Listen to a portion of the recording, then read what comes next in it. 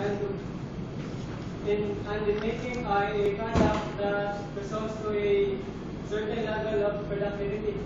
So the proponent's major assumptions are the company will rent a warehouse which has a 5,000 square meters and has a 200,000 pesos per month monthly rental, and a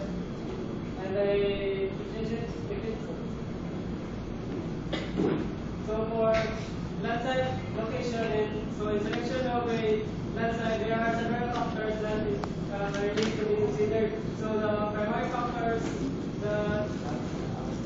that we consider is the warehouse area, since our productivity has the bigger impact on on the layout of our warehouse area.